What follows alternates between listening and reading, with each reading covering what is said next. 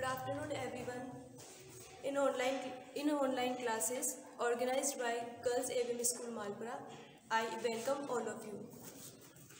तो हम poetry section start किया था हमने इंग्लिश लिटरेचर के अंदर, जिसके अंदर हमारी फर्स्ट पोइम हो चुकी थी और अब है सेकंड पोइम जो है ऑन टाइम, जो कि समय के ऊपर लिखी गई है, टाइम को थीम मान कर लिखी गई। इसका थीमेटिक कंसर्न क्या है? टाइम, जिसे लिखा है John Milton, one of the greatest poet in the domain of English literature. 11th के अंदर भी आई थी ना जॉन मिल्टन की, कौन सी? On his blindness. ये मतलब इनकी या तो जन्म से थे या फिर अंधे या फिर बाद में, मतलब ये बाद में अंधे हो गए थे, तो उसके बाद फिर उन्होंने लिखी थी ऑन हिज ब्लाइंडनेस। और इनकी जो बहुत ही अच्छा एक वॉल्यूम है, नाम तो पता नहीं मुझे, शायद हाँ पैराडाइज लॉस्ट, ये मतलब वॉल्यूम है जिसके अंदर उन्होंने बहुत सारी पोइम्स लिखी है। अब हम स्टार्ट करते हैं ऑन टाइम। यहाँ पे जो 1633-34 लिखा हुआ है ना, शायद हो सकता है इनके बीच में जो 1633 है उसके बाद में डैश लगा हुआ, मतलब 1633 से लेके 1634 के बीच में ये लिखी हुई हो। लिखा किसने इसे?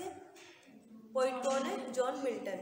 About the poet, page number 63। John Milton 9 December 1608 to 8 November 1674। इनकी बर्थ डेट क्या है? 9 दिसंबर 1608 आने वाला है। और इनकी जो डेथ की जो डेट है वो है 8 नवंबर 1674, जो कि वॉज एन इंग्लिश पोइट, जो कि एक इंग्लिश पोइट थे। पैम्फलेटियर एंड हिस्टोरियन। पैम्फलेटियर मतलब जो अपन पम्पलेट जिसे अपन बोलते हैं ना, ये पैम्फलेटियर थे, मतलब जो पैम्फलेट छापने वाले थे, प्रिंट करने वाले थे। एंड हिस्टोरियन, इसके भी 3 वर्ड आए थे पहले, हिस्ट्रियोशनिस्ट, हिस्टोरिक और हिस्टोरिकल। जो यहाँ पे जो हिस्टोरियन है वो इतिहास को जानने वाले, इतिहासविद, एक शब्द में बोले तो वो इतिहासविद थे। और जो पैम्फलेट छापने वाले भी थे और एक इंग्लिश पोइट थे। He is best known for his writing. यहाँ पे भी जो नो आया है ना, एक तो नो आता है, एक नोन आता है। जब नोन आता है तो उसके साथ फिक्स प्रीपोजिशन आता है फॉर, मतलब अगर फॉर के बाद अगर कोई भी नाउन लिखनी हो और आगे पहले नोन आ रहा है तो उसके बाद हम फॉर लगाएंगे। अदरवाइज शी न्यू ऑफ मतलब के बारे में, किसी और के बारे में। अगर नो ही लिखे ना तब तो आएगा ऑफ, और जब नोन लिखे तब आएगा फॉर। मतलब एक्टिव और पैसिव का डिफरेंस है दोनों के अंदर। नोन कब आएगा? जब वर्ब की थर्ड फॉर्म जब अपन लिखेंगे, और वर्ब की थर्ड फॉर्म जनरली कहाँ पे आती है? पैसिव वॉइस के अंदर, ठीक है ना। किसके लिए जाने जाते हैं? फॉर राइटिंग, लिखने के लिए। जो उनकी राइटिंग थी क्या थी? पैराडाइज लॉस्ट, जो कि 1667 के अंदर लिखी गई थी। Which is widely regarded as the greatest epic poem in English, जो कि इंग्लिश के अंदर, यहाँ पे इंग्लिश जो है वो केवल एक इंग्लिश नहीं है, इंग्लिश पूरा जो डोमेन है, लिटरेचर का जो पूरा डोमेन है, रेन है, उसके लिए कहा गया है। इसलिए यहाँ पे ये प्लूरल लेटर में आया है, प्लूरल क्या कैपिटल लेटर्स के अंदर ये आया है। जो कि वाइडली मतलब विस्तृत रूप से, रिगार्डेड मतलब माना जाता है, सम्मान दिया जाता है। किस रूप में? As the greatest magnificent epic poem in English. Epic यानी महाकाव्य, जैसे महाभारत है महाकाव्य, वैसे ही जो कि एक महान महाकाव्य है, महाकाव्य कविता है इंग्लिश के अंदर। He was a prominent author during a time of political upheaval and religious flux. Flux का मतलब होता है प्रभाव। वो एक प्रोमिनेंट का मतलब होता है बहुत ही प्रसिद्ध, एमिनेंट ऑथर थे। ड्यूरिंग मतलब के समय। इसके लिए एक और वर्ड आता है ना, समकालीन, contemporary to a time of political upheaval. Upheaval का मतलब होता है जो उथल पुथल चलती रहती है ना, जो राजनीतिक उथल पुथल चल रही थी उस समय के। ये एक महान, एक बहुत ही प्रसिद्ध ऑथर थे, लेखक थे। एंड रिलीजियस फ्लक्स, और उसी टाइम जो रिलीजियस मतलब जो धार्मिक प्रवाह चल रहा था उस टाइम के वो बहुत ही महान ऑथर थे, पोइट थे या कवि थे। हिज पोइट्री, हिज किसके लिए है? पोइट के लिए। जो उनकी पोइट्री थी, एंड प्रोज मतलब गद्य थे, reflect deep personal convictions and passion for freedom and self determination. जो उनकी पोइट्री और जो प्रोज है वो रिफ्लेक्ट करते हैं, प्रतिबिंबित करते हैं, ये दर्शाते हैं डीप पर्सनल कन्विक्शन। कन्विक्शन बताया था मैंने, कन्विक्शन यानी मत, और कन्विक्शन यानी कहीं कहीं इसका समस्याएं भी दी हुई होती है, लेकिन यहाँ पे जो अपने अंदर के जो भी भाव होते हैं उनका बहुत ही गहराई से उन्होंने प्रतिबिंबित, उसको बहुत ही गहराई से इन्होंने अपनी जो पोइम या जो पोइट्रीज वगैरह है उसके अंदर बहुत ही अच्छे से उसको रिफ्लेक्ट किया है, उसका इम्प्लीमेंटेशन किया है, उसका क्रियान्वयन किया है अपनी रचनाओं के अंदर, उनकी राइटिंग्स के अंदर। एंड पैशन का मतलब होता है बहुत ही जो एक्सुबरेंस होता है ना, उच्च स्तरीय जो भाव होते हैं अपने मन के, मतलब आवेश, और जो उनका आवेश है या उनके जो भाव है किसके लिए, फॉर फ्रीडम, फ्रीडम यानी लिबर्टी, स्वतंत्रता के लिए, एंड सेल्फ डिटर्मिनेशन, और जो आत्म डिटर्मिनेशन यानी दृढ़ निश्चय, मतलब आत्म दृढ़ निश्चय या आत्मविश्वास के जो और आत्मविश्वास के और जो स्वतंत्रता के प्रति जो उनका पैशन है उसको भी इन्होंने अपनी रचनाओं के अंदर, इनकी राइटिंग्स के अंदर, अपने कंपोजिशन के अंदर उसको रिफ्लेक्ट किया है। आगे यहाँ तक समझ में, ये तो था अबाउट द पोइट। अब है about the poem. In the poem on time, ये जो पोइम है on time, Milton deals with the idea. कभी देखा है, पहले भी आया था ये डील्स विद, डील विद, मतलब अगर इसका मतलब निकलता है ये इससे संबंधित है तो हमेशा डील के साथ विद प्रीपोजिशन का यूज़ होता है। यहीं पे ध्यान रखना, जो जनरली अपने प्रीपोजिशन आते हैं जो अपनी बुक में से ही उठ के आते हैं, ठीक है ना। तो Milton deals with the idea, Milton इस विचार से डील करते हैं या इस विचार को बताते हैं दैट की लाइफ ऑन द अर्थ, कि इस पृथ्वी पे जो हमारी लाइफ है, जो हमारा सर्वाइवल है, is road with constant change and decay, वो कि जो कि रोड किया गया है, मतलब गड़ा हुआ है। रोड एक एडजेक्टिव भी होता है, मतलब यहाँ पे है रोड यानी गड़ा हुआ। जैसे किसी भी पत्थर के ऊपर अपन इंस्क्राइब कर देते हैं ना, इंस्क्रिप्शन जिसे अपन बोलते हैं, क्या बोलते हैं, अभिलेख जिसे अपन बोलते हैं, इंस्क्रिप्शन, उसके ऊपर पत्थर के ऊपर उत्कीर्ण किए हुए तो रहते हैं, मतलब जिसे गढ़ दिया गया है, अब जिसे बदला नहीं जा सकता। इस road with constant change and decay, constant यानी निरंतर, चेंज यानी परिवर्तन, और डिके, डिके यानी विनाश। डिके यानी कोई भी चीज़, अगर कोई चीज़ डिके होती है तो इसका मतलब होता है सड़ना। किसी थिंग के बारे में बोलते हैं तब डिके का मतलब होता है सड़ना। और यहाँ पे है कि एक तो परिवर्तन और डिके यानी यहाँ पे अपना विनाश या जो मरण होता है उसके लिए, डेथ के लिए, कि जो पृथ्वी पर जो जीवन है वो किससे गढ़ा हुआ है। एक तो इसके अंदर निरंतर परिवर्तन आते रहते हैं और इसके अंदर निरंतर मृत्यु भी आती रहती है। अब इसके कहने का क्या मतलब है कि जो टाइम है वो ऐसा चेंज तो होता है, लेकिन उसके अंदर यहाँ पे केवल डिके क्यों आया, अच्छा परिवर्तन भी तो होता है ना। लेकिन यहाँ पे जो पॉइंट है वो ये बता रहा है कि जो टाइम के अंदर जो चेंज आता है वो स्पेशली आता है जो एडवर्स चेंजेस आते हैं, मतलब प्रतिकूल परिवर्तन आते हैं। मतलब समय के साथ ऐसा परिवर्तन हो जाता है कि जो मनुष्य होते हैं वो बुराई की तरफ वॉकआउट करने लग जाते हैं, बुराई की तरफ चलने लग जाते हैं। मतलब जो परिवर्तन जैसे कि समय बदलता रहता है, उसी के साथ जो मनुष्य है वो अच्छाई की तरफ प्रवृत्त न होकर बुराई की तरफ जाने लगता है। It is a poem essentially about surviving in a crazy world where time influences the lives of people. ये जो पोइम है वो एसेंशियली मतलब आवश्यक रूप से या विशेष रूप से अबाउट सर्वाइविंग मतलब जीवित रहने के बारे में है। कहाँ पे, इन ए क्रेजी वर्ल्ड, जो बिल्कुल पागल सा जो संसार है उसके अंदर जीवित रहने के लिए है। वेयर, जहाँ पे time influences the lives of people. यहाँ पे जो लाइफ्स है, यहाँ पे क्या है, ये नाउन है। लाइफ, लाइव्स, एफ ही आ जाता है, वो उसका नंबर का रूल होता है ना कि अगर एफ ही या फिर एफ आ जाए और फिर अगर उसका प्लूरल बने तो वो वी में चेंज हो जाता है। जैसे वाइफ का वाइफ्स हो जाता है। आ गया कि जो लोगों का जो जीवन है उसे टाइम इन्फ्लुएंस करता है, इफेक्ट डालता है अपना, और इफेक्ट तो नाउन है और इसकी वर्ब क्या बनेगी, अफेक्ट। ठीक है ना, ये छोटी छोटी मिस्टेक्स हो जाती है। The poet emphasises the humans can escape the ravages of time by attaining an eternal life in heaven by leading a pious life.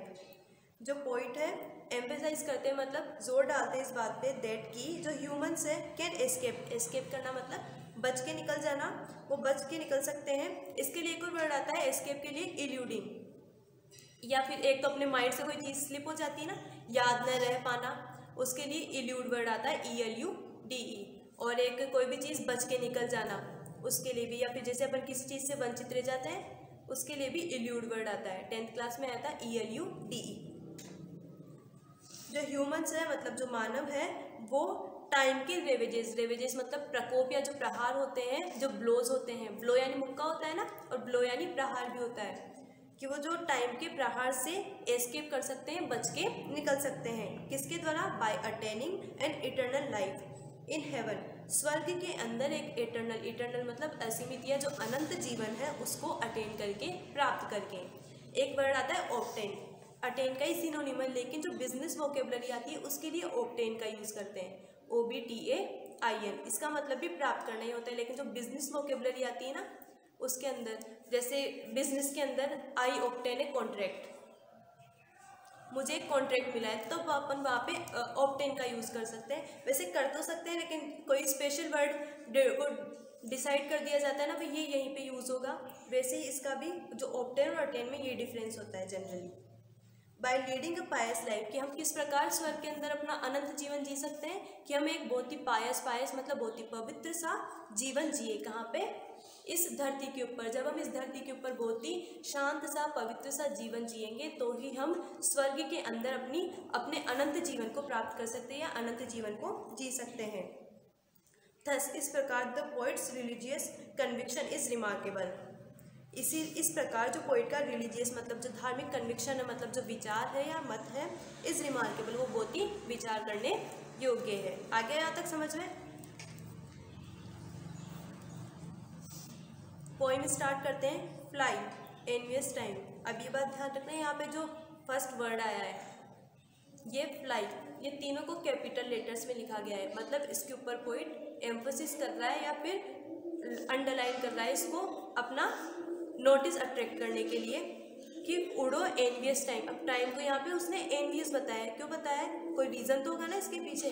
अब जैसे अपन जनरली अगर इसको जनरल सेंस में समझे, जैसे कोई भी इंसान अपने से जेलस होता है, एनवी मतलब जो ईर्ष्या करता है अपने से, तो वो अपनी जो भी प्रगति होती है, उन्नति होती है, जो हमारे उन्नति होती है उससे वो जलता है, और कोई भी ऐसा काम नहीं छोड़ेगा, मतलब कोई भी ऐसा प्रयास बिल्कुल भी नहीं छोड़ेगा जिससे कि हम अपनी अवनति की ओर बढ़े। मतलब कोई ना कोई ऐसी छेड़खानी करता ही रहता है जिससे कि हम बुरा काम करने लग जाए, हमारी उन्नति जो हो जाए वो हिंडर हो जाए, हमारी उन्नति के अंदर हिंड्रेंस आ जाए, बाधाएं आ जाए। वैसे ही जो टाइम है वो अपने ऐसे प्रभाव हमें दिखाता है, जो टाइम है इतने बुरे प्रभाव अपने जो परिवर्तन के साथ इतने बुरे परिवर्तन लेके आता है, जिससे कि जो मनुष्य होता है इस टाइम के प्रभाव में आकर बुराई की तरफ अग्रसर हो जाता है। इसीलिए यहाँ पे टाइम को एनवियस कहा गया है। और नीचे आया था ना अबाउट द पोइम के अंदर कि अगर जो इंसान है यहाँ पे अगर बहुत ही शुद्ध या पवित्र जीवन जिए तो वो हेवन के अंदर अपने अनंत जीवन को भी प्राप्त कर सकता है। लेकिन जो टाइम है वो ऐसे परिवर्तन लाता है कि जो हमारा अच्छा जीवन है हम उस अच्छे जीवन के प्रति न भागकर उस बुराई की तरफ भागने लग जाते हैं। हमारे जीवन के अंदर लालच, हिंसा वगैरह अपना स्थान बना लेती है, जिससे कि जो हमारे वैल्यूज़ होते हैं, जो एथिक्स होते हैं, हमारे जो ह्यूमन वैल्यूज़ होते हैं वो कहीं ना कहीं जाके छुप जाते हैं, वो कवर अप हो जाते हैं। आ गया जो एनवियस टाइम है, मतलब जो ईर्ष्यालु समय है, टिल दो रन आउट दाय रेस। वो दो दाय ये यू के लिए यूज होता है ना, यू यार सॉरी योर, जब तक कि रन आउट द रेस, कि तुम जब तक कि तुम अपनी रेस पूरी नहीं कर लेते तब तक उससे पहले ही तुम फ्लाई हो जाओ, उड़ जाओ। किसे बोल रहा है? पोइट टाइम को एड्रेस करके बोल रहा है कि जब तक कि तुम्हारी रेस खत्म नहीं हो जाती, मतलब जब तक कि तुम्हारा टाइम खत्म नहीं हो जाता यहाँ पे रहने का। अब वो खुद के लिए बोल रहा है कि जब तक मैं अपनी इटर्नल लाइफ को प्राप्त कर लूँ तुम उससे पहले ही भाग जाओ, यहाँ से उड़ जाओ। टाइम को बोल रहा है, एनवियस टाइम को मतलब जो बुरा समय है उसे बोल रहा है एड्रेस करके। कौन बोल रहा है? पोइट। कॉल ऑन करना मतलब किसी को बुलाना। The lazy leaden stepping hours whose speed is but the heavy plummets pace. Call on the lazy यानी आलसी, लेडन मतलब लेडन स्टेपिंग आवर्स, मतलब जो समय चल रहा है, जो कि स्टेपिंग मतलब कदम, जैसे टिक टिक टिक टिक घड़ी चलती है ना, वैसे ही पहले 1 सेकेंड हुआ तो उसके अंदर भी आवाज़ आ रही है, जैसे एक कदम करके टाइम चल रहा है। जिसके पैर कैसे? लेडन मतलब बहुत ही भारी है। वैसे लेड होता है शीशा, धातु होती है ना, शीशा, अपनी पेंसिल का जो लेड होता है वो भी शीशे का ही होता है, ग्रेफाइट का होता है वैसे तो, लेकिन शीशा भी कभी कभी इसके लिए यूज़ में लेते हैं, जो कि शीशे की तरह बिल्कुल भारी है। लेजी है मतलब बहुत ही आलसी है। मतलब जैसे कि समय चलता है, धीरे धीरे स्टेपिंग करता है, एक एक कदम रखता है जो कि बहुत ही भारी भारी से कदम है और बहुत ही धीरे धीरे चल रहा है। इसलिए बोल रहा है पोइट इसको लेजी लेडन स्टेपिंग हॉर्स, क्योंकि आर्ट्स, क्योंकि जो ये टाइम है, बुरा समय, वो बहुत ही धीरे धीरे गुजरता है, जो कि ऐसे चलता है जैसे कि कोई भारी कदमों से, जैसे किसी व्यक्ति को लोहे के जूते पहना दो, फिर वो चलेगा क्या, मतलब धीरे धीरे ही चलेगा ना। वैसे यहाँ पे टाइम के लिए इसने मेटाफर का यूज़ किया है, ठीक है, कि वो तुम जो है अपने जो समय है उसको जल्दी जल्दी से बोलो कि वो जल्दी जल्दी से आगे बढ़े, और जब तक कि तुम्हारी रेस ख़त्म नहीं हो जाती तुम उससे पहले ही उठ जाओ, ताकि मैं अपनी जो लाइफ है उसको इटर्निटी की तरफ बढ़ा सकूँ।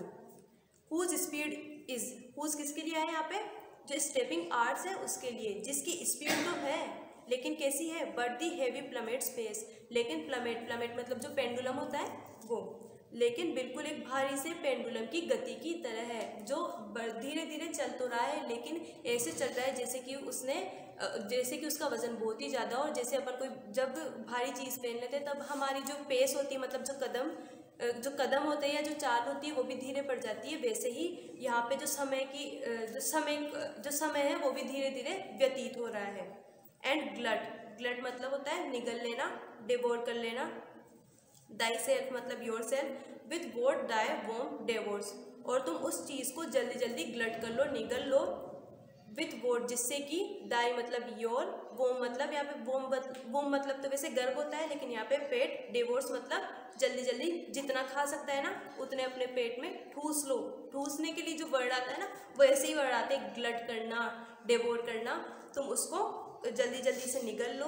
मतलब जो भी इस समय के अंदर तुम जितना अपने आप में निगलना चाहते हो, क्योंकि बुरा समय चल रहा है तो इस समय के अंदर तुम जितनी भी चीज़ें निगलना चाहते हो, बुराई क्या निकलेगी, वो इसलिए बोल रहा है कि मेरे अंदर की जितनी भी बुराइयां हैं तुम उसे भी निगल लो, ताकि मेरे लिए जो अच्छा समय आएगा वो मेरे लिए अपार आनंद लेके आएगा। कहाँ पे, जो तब मेरा जो जीवन है वो यहीं पे ऐसे हेवनली बन जाएगा, मतलब हेवनली बन जाएगा मेरा यहाँ का जीवन भी, अर्थ के ऊपर भी।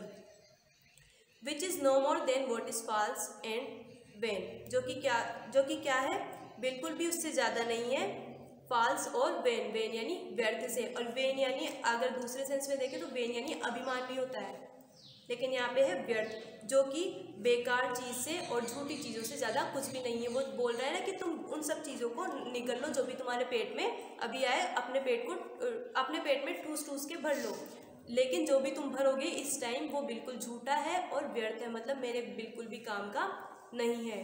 आया यहाँ तक समझ में।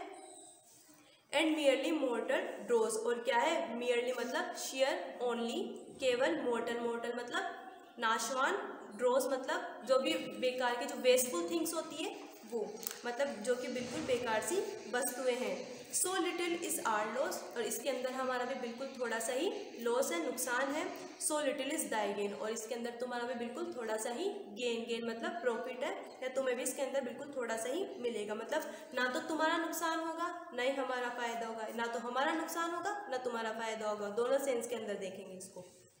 फोर, क्योंकि when is each thing bad thou hast entombed, and last of all thy greedy self consumed, then long eternity shall greet our bliss with an individual kiss. For when, जब प्रत्येक चीज़ जो कि बेड होगी, bed आया है ना आगे, जो प्रत्येक चीज़ जब बुरी होगी, दो हास्ट, यहाँ पे हास्ट नहीं है, यहाँ पे ये हेज, एंटोम, जिसे कि तुम एंटोम, टोम का मतलब क्या होता है, TOMB, जो कब्र बनाते हैं ना उसे टॉम बोलते हैं, और एंटोम करना इसकी वर्ब बना दिया, मतलब जिसे दफना दिया गया हो, जिसे ख़त्म कर दिया गया हो, और मतलब जितनी भी प्रत्येक चीज़ जो कि बुरी थी, जो कि तुमने एंटोम कर ली, अपने अंदर समाहित कर ली। एंड लास्ट ऑफ ऑल, और आखिरकार क्या किया, दाई ग्रीडी सेल्फ कंज्यूम्ड, और तुमने जो हमारी ग्रीडी सेंसेस थी, जो हमारी लालची इंद्रियाँ थी, उसको भी सेल्फ कंज्यूम कर लिया। कंज्यूम करना मतलब एक आता है ना जो अपना डाटा खत्म हो जाता है, 90% of your daily limit data has been consumed, तो कंज्यूम करना मतलब उपभोग कर लेना, मतलब ख़त्म कर लेना। कोई बात हंसने की बात नहीं है, ये कोई समझने की बात है। तो कंज्यूम करना मतलब ख़त्म कर लेना, कि तुमने हमारी जो ग्रीडी सेंसेस थी उसको भी सेल्फ एंटोम कर लिया, सेल्फ कंज्यूम कर लिया, उसको भी ख़त्म कर लिया। इस टाइम के अंदर जितनी भी बुरी चीज़ें थी तुमने उसको अपने अंदर समाहित कर लिया। देन उसके बाद यहाँ पे THEN वाला है, इसलिए उसके बाद लॉन्ग इटर्निटी, जो लंबी सी अनंत यात्रा है, shall greet our bliss, bliss मतलब अपार आनंद, वो हमारे अपार आनंद का ग्रीट करेगी। ग्रीट करना मतलब स्वागत करेगी, अभिवादन करेगी। विद एन इंडिविजुअल किस, प्रत्येक व्यक्ति की किस का मतलब अपन एक फेवर के रूप में ले सकते हैं कि हमारे एक अच्छे परिणाम के रूप में हमें जो लॉन्ग इटर्निटी है वो हमें मिलेगी। किसके बाद, जब ये बुरा समय हमारी जितनी भी बुराइयां हैं उसको अपने अंदर समाहित कर लेगा, तब उसके बाद एक ऐसा समय आएगा जहाँ पे हम उस अनंत यात्रा पर होंगे, जहाँ पे हमें केवल अनंत अपार आनंद ही मिलेगा, और उस टाइम जो ईश्वर है वो भी हमारा ग्रीट करेंगे। And joy shall undertake us as a flood, और जो जॉय होगा मतलब जो आनंद होगा वो शेल अंडरटेक करना मतलब अपने अधीन में लेगा, अस यानी हमें एज ए फ्लड के रूप में। जैसे बाढ़ आती है, अपने आप को अपने साथ सब कुछ बहा के ले जाती है, वैसे ही जो जॉय होगा मतलब जो आनंद होगा वो हमारे पास आएगा एक बाढ़ के रूप में, और हमें अपने आप में समाहित कर लेगा, अपने आप में भर लेगा, अंडरटेक कर लेगा, अपने कंट्रोल में कर लेगा। मतलब अब उसके बाद हमारे पास होगा क्या, केवल जॉय, क्योंकि हमारी जितनी भी बुराइयां हैं वो इस बुरे समय के अंदर खत्म हो जाएगी। आया ना समझ में? When everything that is sincerely good and perfectly divine, और जब प्रत्येक चीज़ जो कि सिंसियरली मतलब बहुत ही सिंसियरली जेन्युइनली मतलब बहुत ही स्पष्ट रूप से गुड यानी अच्छी होगी, एंड परफेक्टली और बहुत ही परफेक्ट तरीके से आदर्श रूप से डिवाइन मतलब देवी स्वरूप वाली होगी। कब होगी? क्योंकि उस टाइम हमारी बुराई नहीं होगी, हमारे अंदर कोई भी बुराई नहीं होगी, तो हमारा जो स्वरूप कैसा बन जाएगा, देवी स्वरूप बन जाएगा, हेवनली बॉडी बन जाएगी हमारी, और जो हमारा पूरी जो बॉडी होगी उसके अंदर केवल गुडनेस रहेगी। विथ ट्रस्ट, और उसके अंदर क्या क्या होगा, केवल ट्रूथ होगा, सत्य होगा, एंड पीस होगा और लव होगा, और वहाँ पे किसी भी बुराई का कोई निशान नहीं होगा, और वहाँ पे केवल हमें देखने को मिलेगा truth, peace and love. Shall ever shine about the supreme throne, और जब हम इसके साथ होंगे, जब हमारी जो फॉर्म है, हमारा जो फॉर्मेशन होगा, ट्रांसफॉर्मेशन होगा, वो किस रूप में होगा, एज ए डिवाइन फॉर्म, कि हम देवी स्वरूप के अंदर चले जाएंगे, तो उस टाइम हम शाइन करेंगे। कहाँ पे चमकेंगे? अबाउट मतलब एक तो के बारे में होता है, और दूसरा अबाउट प्रीपोजिशन मतलब जो आसपास की जो लोकेलिटी होती है उसके लिए भी, मतलब आसपास का जो क्षेत्र होता है वो। अबाउट दी सुप्रीम थ्रोन यानी सिंहासन, सुप्रीम मतलब सर्वोच्च, तब हम फिर जो सर्वोच्च सिंहासन है, अब सर्वोच्च सिंहासन किसका होगा? गॉड का, भगवान का ही होगा ना। जो सर्वोच्च सिंहासन है उसकी चारों तरफ, अबाउट मतलब उसके आसपास हम शाइन करेंगे। कैसे बनके? तारे बनके, तारों के पोशाक पहन। हाँ, ऑफ हिम, यहाँ पे हिम को कैपिटल लेटर में लिखा गया है, हिम मतलब गॉड, कि हम भगवान का जो सर्वोच्च सिंहासन है उसके चारों तरफ शाइन करेंगे। To whose happy making sight alone when once our heavenly guided soul shall climb. To whose, जिसका जब हम उसको देखेंगे, गॉड को देखेंगे, या फिर सुप्रीम थ्रोन के आसपास जब हम शाइन करेंगे, तो वो हमारे लिए बहुत ही हैप्पी मेकिंग साइट होगी, मतलब बहुत ही खुशनुमा हमारे लिए क्षण होगा। अलोन हमारे अकेले के लिए, व्हेन जब, once our heavenly guided soul जब हमारी हेवन की तरफ गाइड होने वाली सोल, मतलब अब हेवन की तरफ गाइड कब होंगे? जब हम बहुत ही पवित्र और सीधा साधा जीवन जिएंगे, बिल्कुल बुराइयों से दूर होकर, मतलब एक ऐसी सोल जो कि स्वर्ग की तरफ गाइड हो रही है, स्वर्ग की तरफ जा रही है, मतलब जिसके अंदर कोई बुराइयां नहीं है, उसकी जो बुराइयां है वो तो धरती पे छूट रही है और वो अच्छाई की तरफ लीड कर रहा है, अच्छाई की तरफ जा रहा है। ऐसी सोल शेल क्लाइम, वो भी चढ़ेगी। क्लाइम करना मतलब, क्लाइम कब आता है वर्ड? जब अपन नीचे से ऊपर की तरफ चढ़ते हैं, उसके लिए क्लाइम आता है, इसलिए पोइट ने इस क्लाइम वर्ड को स्पेशली यहाँ पे चूज करके लिखा है। देन उसके बाद ऑल दिस अर्थी ग्रोसनेस क्विट, और उसके बाद अर्थ की जितनी भी ग्रोसनेस थी, मतलब जो भी बेकार से जो थिंग्स थी वो क्विट करना मतलब छूट जाएगी, यहीं पे छूट जाएगी। और हम कहाँ पे जाएंगे? हम हेवन के अंदर चले जाएंगे, जहाँ पे जो गॉड का सुप्रीम थ्रोन है वहाँ पे हम शाइन करेंगे, और जहाँ पे केवल जॉय है। और जॉय के साथ क्या मिलेगा हमें? जो हमारी सोल होगी वो किससे होगी भरी हुई? It will be surfeited by truth, peace and love. Attired with stars, और तब हमारी जो पोशाक होगी वो भी कैसी होगी, एटायर्ड, एटायर यानी वेशभूषा। लिटरेचर उसके बाद कंपल्सरी इंग्लिश का लेगी, देख लेंगे आप, कंपल्सरी ले लेंगे।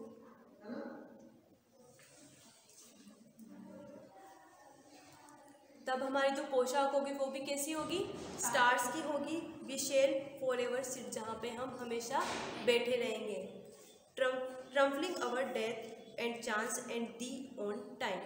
फिर वो बोलते हैं ट्रम्फलिंग मतलब जीत पाकर, विजय पाकर, किसके ऊपर, डेथ के ऊपर, कि उस टाइम तो हम अपनी डेथ के ऊपर भी जीत पा लेंगे। डेथ के ऊपर कैसे, जैसे मर जाते हैं अपन नॉर्मल, तो अपना नाम यहाँ से मिट जाता है, लेकिन हम मृत्यु के ऊपर विजय कैसे पा सकते हैं, जैसे कोई भी हमारे जो आइडल पर्सन है वो, उन्होंने मृत्यु के ऊपर जीत पा ली। कैसे, क्योंकि उनके जो कर्म थे उनको मृत्यु से ऊपर बना के चले गए, कि उनके जो कर्म थे वो उनकी मृत्यु को भी हरा नहीं, जो उनके कर्म थे उनकी मृत्यु को भी हरा चुके हैं। इसीलिए तो आज भी वो हमारे दिलों के अंदर जिंदा रहते हैं।